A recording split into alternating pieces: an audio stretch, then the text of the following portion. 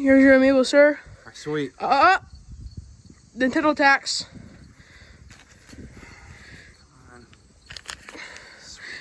What's up, guys? Welcome back to another video, and today we are talking about the very pressing issue in the world, that being Amiibo prices. Now, as some of you may know, for the past few years, Amiibos have been pretty reasonably priced, at least if you ask me. $15.99, not too bad. And before that, in 2014, they were $12.99. So it's safe to say that inflation is the reason why it went up a few bucks over the past decade.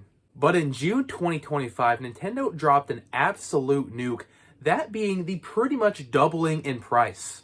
Amiibos are no longer $15.99. They are $29.99.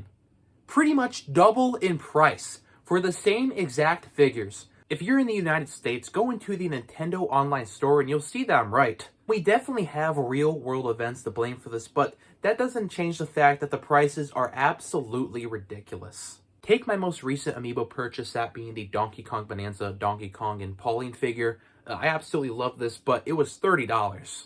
Now, of course, it's my money and I can choose how to spend it, but I can still complain about it.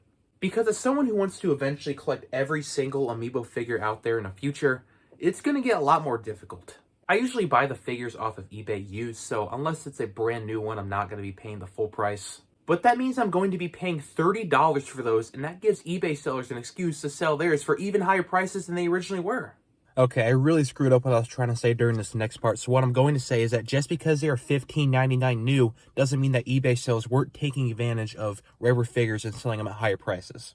Take the Wolf Link Amiibo, for example. Nintendo was rarely making new figures of this one, so on eBay they were skyrocketing the prices like $50, $60, until Nintendo finally started releasing it themselves in 2024, and it was $15.99 new, so the prices on eBay went way down.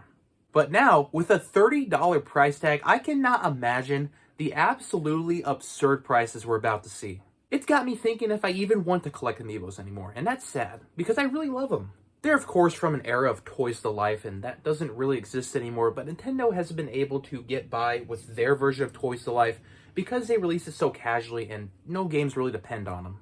It's really the more core Nintendo fans buying this, and even if you weren't a core fan, you could buy one pretty casually for $15.99 at GameStop or Target. But with a $30 price tag, I doubt that people that aren't so familiar with Nintendo are going to actually want to buy these now, because that is absurd.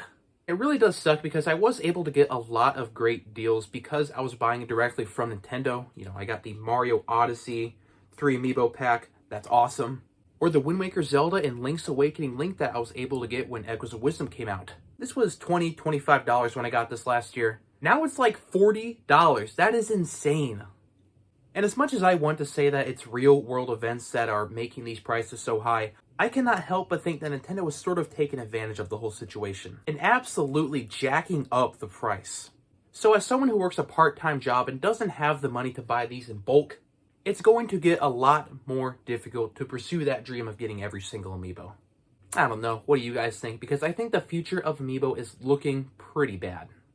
I'll probably still continue to buy off eBay, but I don't know how long I'm going to do that. Thanks for watching. Like, comment, and subscribe. I'll see you next time.